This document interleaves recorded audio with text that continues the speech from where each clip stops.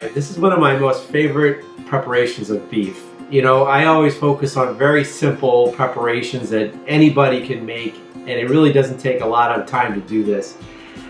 With steak, I actually don't always want a very large steak. You know, I don't want the 52-ounce steak where I get a free t-shirt after I eat it. I actually like the filet mignons, and they're very petite and small, and because they are small, I have a feeling you have a tend to enjoy them a little bit, but they're very tender. They're part of the tenderloin of the cow. It's the muscle that gets least worked on the cow as well, so that gives you an idea. And the other thing too with beef filet mignon is you can see there's really not much fat. There's not much fat at all. So what we're going to do here is we're actually going to use another gadget in our house that I think a lot of people really don't use a lot of, which is the broiler. Think of a broiler as like a grill, except it's reverse. You know, it's coming from the top versus the bottom. Very high heat. So what we're going to do here with our filet mignons is, because they don't have a lot of fat, I'm going to wrap these up in bacon. So you can see this is rather simple. And the good thing about this bacon is that as it cooks, it's going to contract and tighten around the beef. So basically I'm just going to take a toothpick to secure it. Same thing with this one. And then we're going to do the same thing.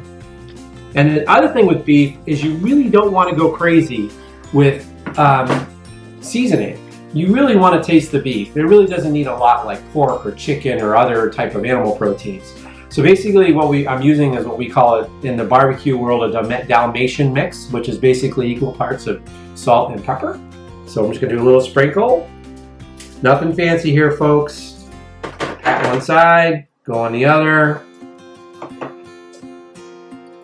A little sprinkle here. And then that's it.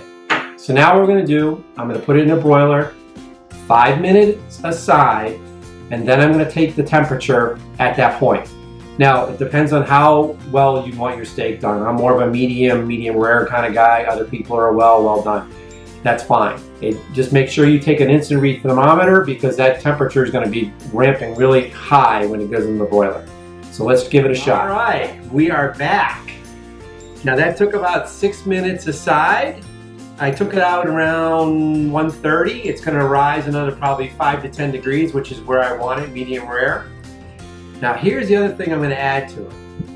I made myself a compound of butter, if you can see that. Compound butter is basically softened butter, and I added shallots and blue cheese. So the very important thing about any kind of cooking with meat is you always want to let it rest, because right now it's still technically cooking. So we want to let it rest so that all the liquid redistributes throughout the meat, because when it's cooking, all evaporates on the surface. So I'm going to add our little sliver of compound butter. We're going to let it rest for 10 minutes. Stay tuned. All right, folks, here we go. We waited 10 long minutes waiting for this to rest. Actually, it rested longer. As you can see, the butter melted really nicely. This is more of a medium, and I go, let it rest a little bit longer than I want it to. That's fine.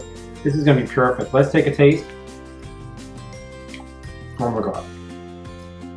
Again, perfect, easy, simple, and we did this in 22 minutes. Eat, drink, savor.